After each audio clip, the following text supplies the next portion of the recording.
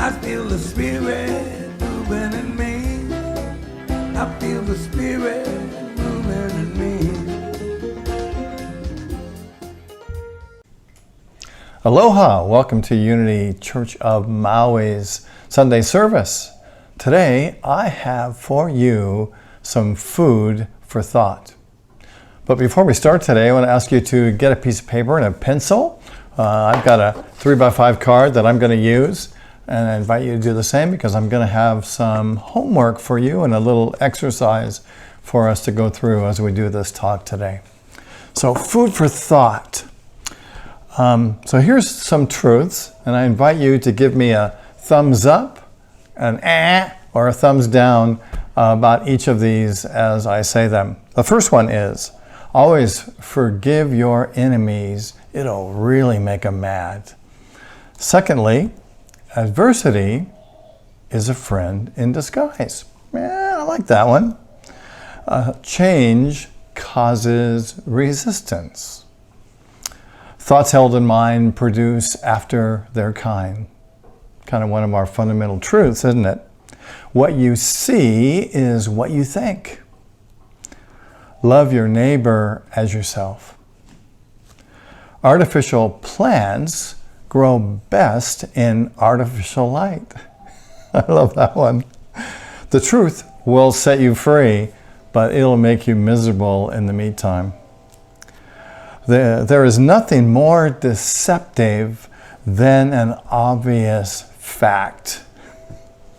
Have you ever noticed that somebody who is driving slower than you is an idiot, but somebody driving faster than you is a maniac?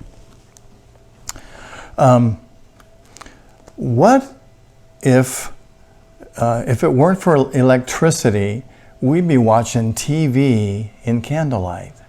Can you imagine? And the last one is, those who throw dirt lose ground. I think that's true. Okay, time for our exercise. Are you ready? So take your piece of paper and your pencil, and I invite you to write on the top of your paper, people who challenge me, and then list a few of those people that challenge you in one way or another. So take time to do that now, just to write down 3 or 4 names. And I'll do the same thing. Okay. Okay, you got a couple? All right, now then, below those names, write the qualities of those people that you find irritating. And I could give you some ideas, but I won't, because I don't want to prejudice your thoughts. So write down some qualities, characteristics of these people that irritate you. I'll give you a second to do that.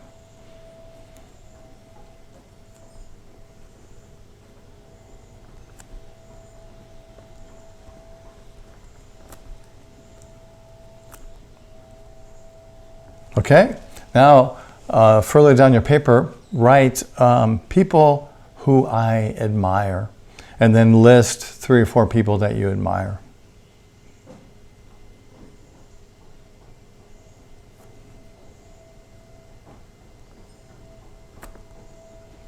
Okay, and then after you've done that, write some qualities or characteristics of these people. It doesn't have to be things that are in common with all of them, but just some characteristics that come up for you when you think of these people. And write those down.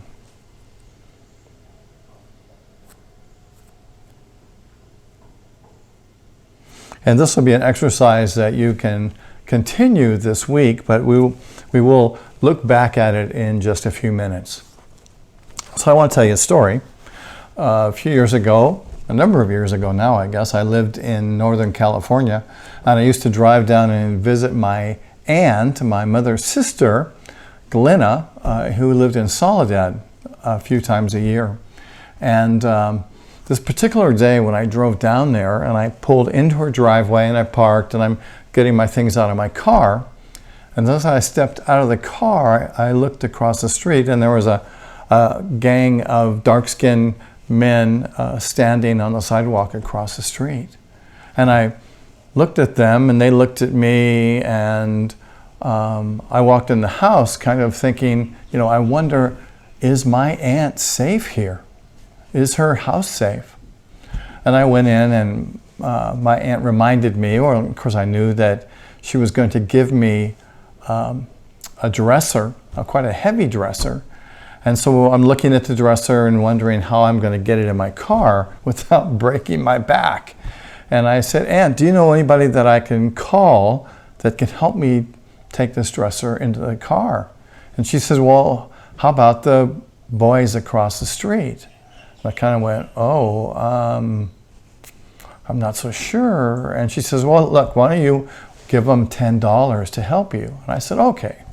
So I walked across the street, and as I approached these men or these boys, they kind of spread out a little bit, and it appeared to me like they were getting defensive.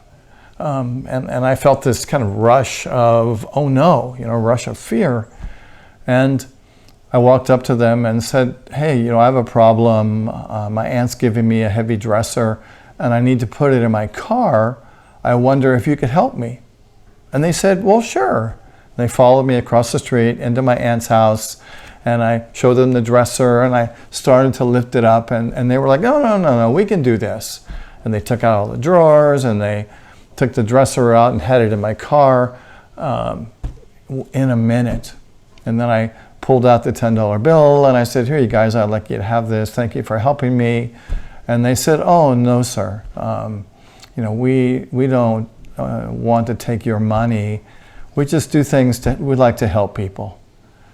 And I was just, it was interesting. In that moment, I felt this relief and this love come over me, and where the fear once was. And then I walked away, and I really began to look at myself and at the judgment that I had. And it's like, wow, where did all of this come from? Why did I prejudge these guys in such a way without even knowing them or knowing about them? And what I really learned about this was how I can sometimes prejudge a person or a situation and let that energy of that judgment affect me and take me out of my heart, and to not be able to be present for what's happening right in the moment. So this talk is titled Food for Thought, and it's based on the idea that our ideas or our perceptions of the world create our experience. Someone said at one time that we see the world not as it is, but as we are. Isn't that interesting? It's almost like we have perception glasses on, and we see the world, we see people in the world around us based upon our prior conceptions and perceptions of what we think it is and how we've experienced the world and what we've been taught. And I know that there are times in my life when I've drawn conclusions about someone, and it dramatically affected my ability to be with them and be present with them. Okay, so now it's the time for our exercise. So I invite you to take out your piece of paper, your card, whatever you have, and your pen, and to look at the list you made of the people that inspire you, and to look at them and to realize as you look at them, you have picked these people because they have the same characteristics, or you see the characteristics in them that you like about yourself. Isn't that interesting? Because that's just how we perceive the world.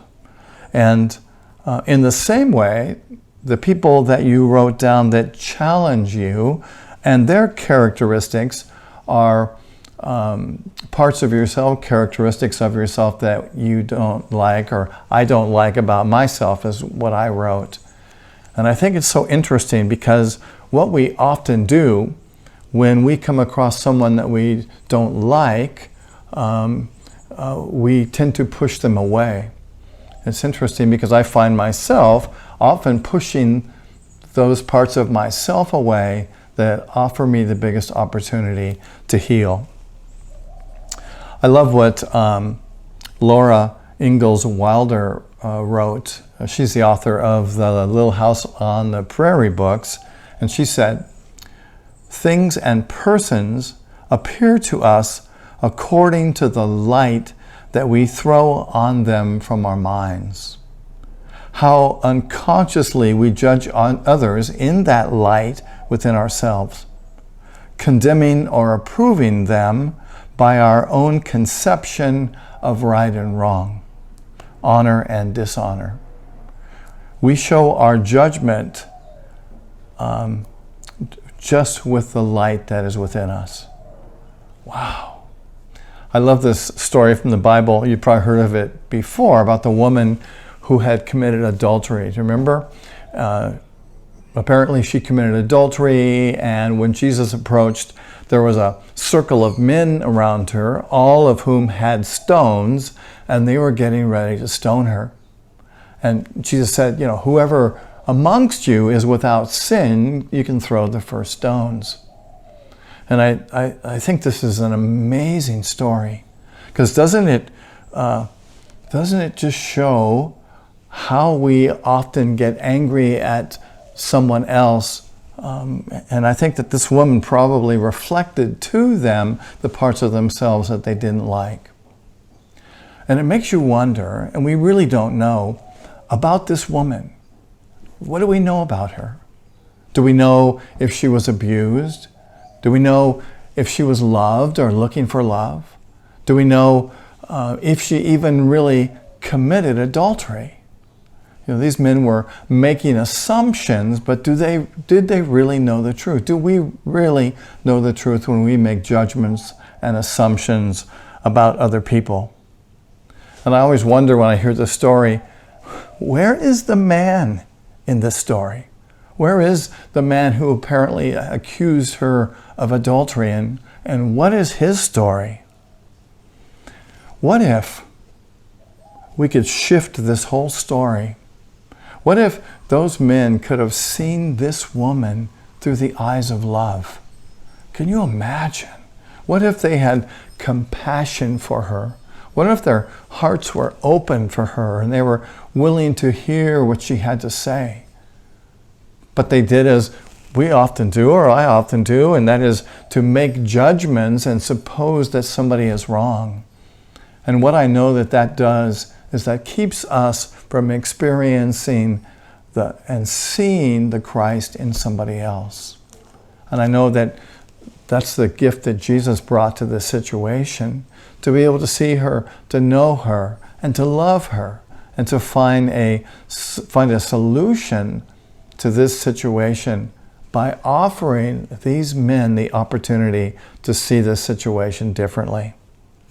Because certainly we've all done erroneous things. We've missed the mark. And to sin, it means to miss the mark. It's an archery term.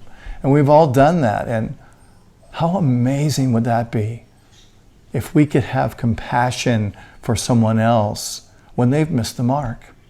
Instead of getting angry with them or getting angry with ourselves when we too have missed the mark. How beautiful would it be when we can love ourselves when we make mistakes? So, we go about our lives and we're creating our lives and we're creating our stories. And so what I'm hoping that you gather from this talk today is to look at the stories that you're creating and to be able to stand back. I can imagine now if I had this situation happen to me again, if I saw this gang of men that I called them as just a bunch of loving spirits, a bunch of beings also desiring love. And what if I could have seen it differently? Which makes me think that if we can just stand back from our thinking sometimes and be aware, and be aware of our judgments. The first step in healing is often awareness.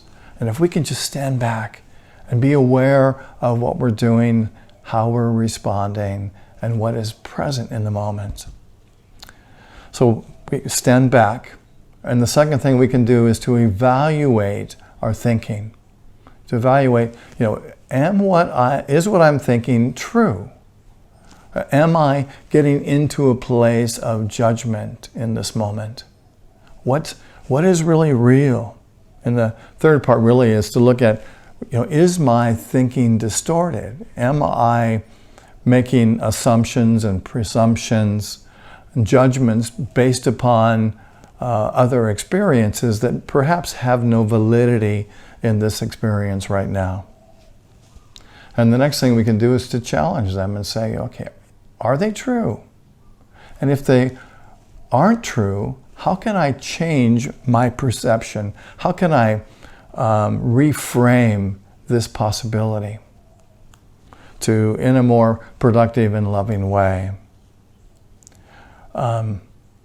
In Buddhism, Buddhism teaches that one works at not being attached to negative thoughts and judgments and just noticing that they're there. It's almost like there's a movie screen that's passing before us in front of our eyes, and things happen, we judge them, and what if we just let them go and not be attached or stuck to them and just realize, oh, isn't that interesting? I'm having a judgment. Wow. And just let it go. So, Jesus taught us to love our neighbor as ourselves. And I think that the most important thing that we can do is to love our neighbor. The most important thing that we can do and that we can bring to every situation is love.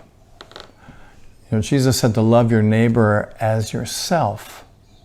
I think that's such an incredibly deep idea. To imagine that to love your neighbor as yourself. And of course, in order to do that, we have to love ourselves, don't we? And to just be open to experiencing a deeper love. I like to think of this scripture in the way that we love our neighbor as ourself because our neighbor is a reflection of ourselves. Wow, isn't that amazing? And even to take it a step further is to think that if we love our neighbor as ourself, because our neighbor is an expression of ourself. If we think of ourselves as one with the universe and one with all life, in truth then our neighbor is an expression of us, is part of the allness that we are, because they are an extension of ourselves. The way to healing really begins with love. To be able to love ourselves, to be able to experience and express love in the world, and let that be the number one objective that we have, is to love. I love what Sean Akers said. Sean Akers has written books on happiness and done a lot of studies on happiness, and he says 90% of your long-term happiness is predicted not by the external world, but by the way your brain processes the world. So it's like the world is just passing before us, and we experience it, good or bad, based upon how we see it. Shakespeare said there is no good or bad, but thinking makes it so. So it's amazing to think that we have that much power, that we create our world based on the thoughts that we have about it. So literally, we create our worlds. We create our world and experience it. So let us conclude, as we began, with a bit of fun about our judgments and about our judgments about what we eat and what we drink. The Japanese eat very little fat and suffer fewer heart attacks than the British or the Americans. Mexicans eat a lot of fat and suffer fewer heart attacks than the Britons or the Americans. The Chinese drink very little red wine and suffer fewer heart attacks than the British or the Americans. The Italians drink a lot of red wine and suffer fewer heart attacks than the British or the Americans. The Germans drink a lot of beer and eat lots of sausages and fats and suffer fewer heart attacks than the British or the Americans. So the conclusion is then, eat and drink what you like. It's English that kills you. I like that. So our judgments keep us out of our hearts. When we're judging our others, we're in our head. And from that place, we're not able to experience and express love. When we negatively judge others, we can't love them. When we are negatively judging others, we can't be present in the moment. And when we are negatively judging others, we can't see the Christ in them. And isn't that what we're here for? To be the expression of Christ in everything we do, to be the expression of Spirit, to be the fullness of love and light and God wherever we are. Love your neighbor as yourself, because your neighbor is a reflection of yourself. When we love our neighbors as ourselves, we're beholding the Christ in them and remembering the truth of who we are. So as you love and accept yourself, you will find that the world loves and accepts you also. And I've got an affirmation to end our talk today, and that is, I behold the world through the eyes of love and discover that I am loved in the world. Let's say that together. I behold the world through the eyes of love and discover that I am loved in the world. And so it is. Let's join together in meditation. I invite you to close your eyes and take a deep breath, breathing in. And tap into that place of love within yourself. Perhaps you can find it in the area around your heart. And just to focus on this place.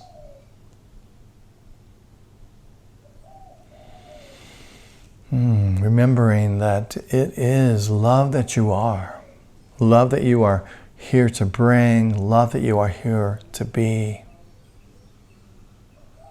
Love really is the essence of the Christ presence.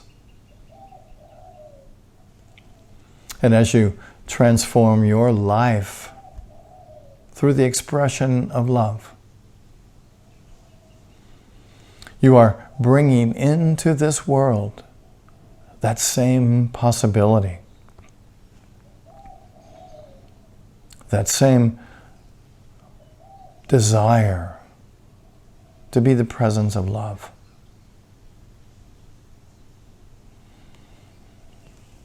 And breathing in, feeling the light of love surrounding you.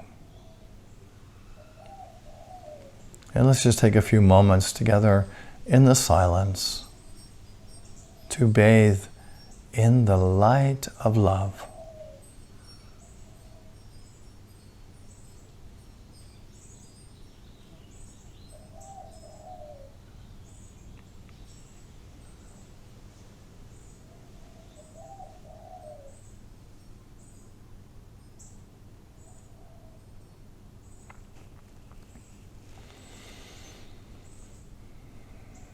Breathing in and breathing out as we let our awareness return to this moment right now.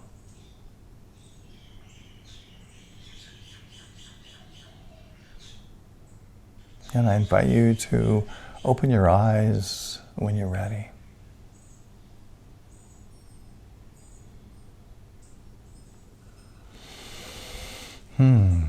Thank you for being here today.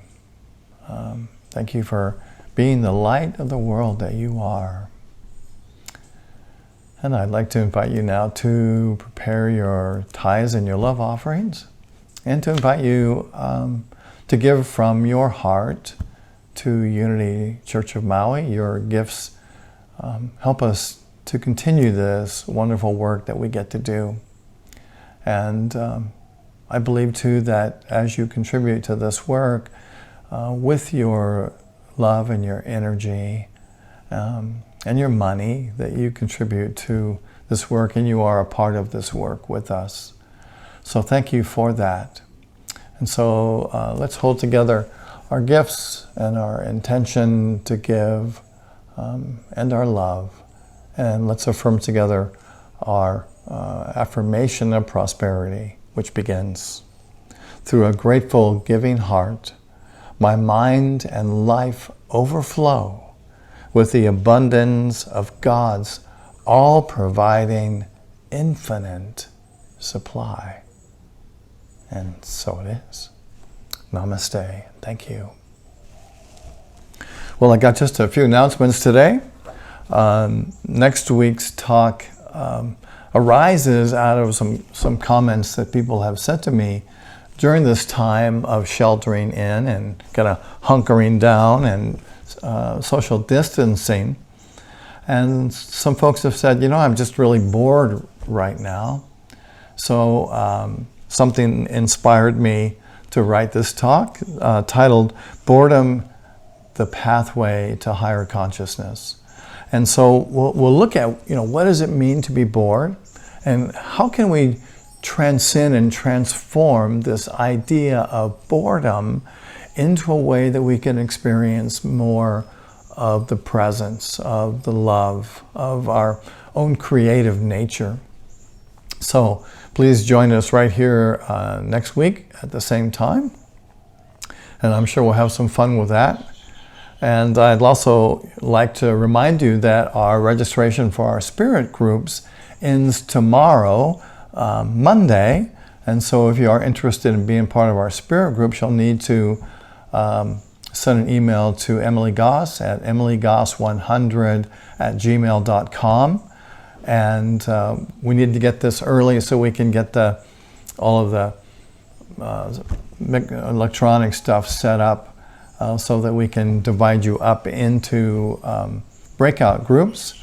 And as you know, you might say, well, what is this all about? Well, we are getting ready to study this amazing book, What If It All Goes Right by Mindy Odlin. It's a fabulous book of transformation and practical spirituality.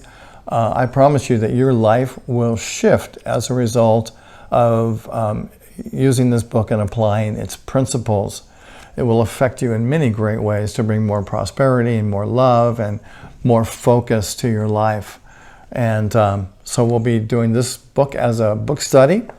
So, and you can get this book, by the way, through Amazon, through Audible, through, I wrote it down here, through Kindle.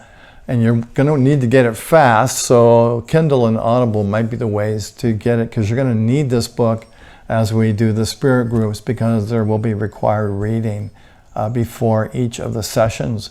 And there'll be 9 sessions that we'll do together. Very exciting time, so send an email to Emily and do it today. It'd be great. We've got other Zoom meetings coming up this week. On Wednesday, we do our Wednesday Daily Word and Meditation at 12 o'clock on Wednesday. That is Hawaii time, of course. And then there will not be another Friday night Zoom this week because of the Thursday night What If It All Goes Right Zoom spirit group. But we will also have a Zoom meeting today at 11 o'clock.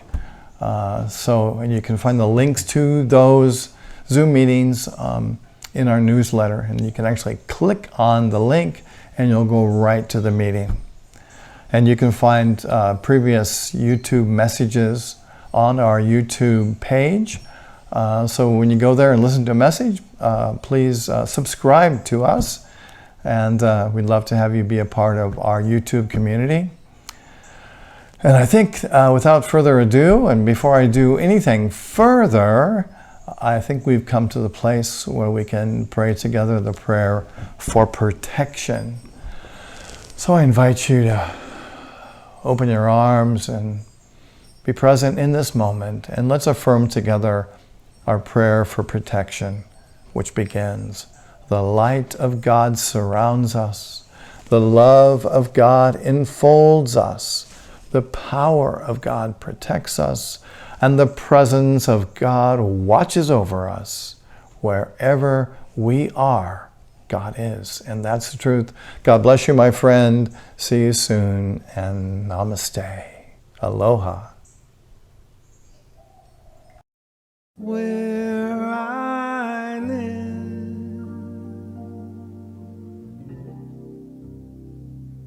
there are rays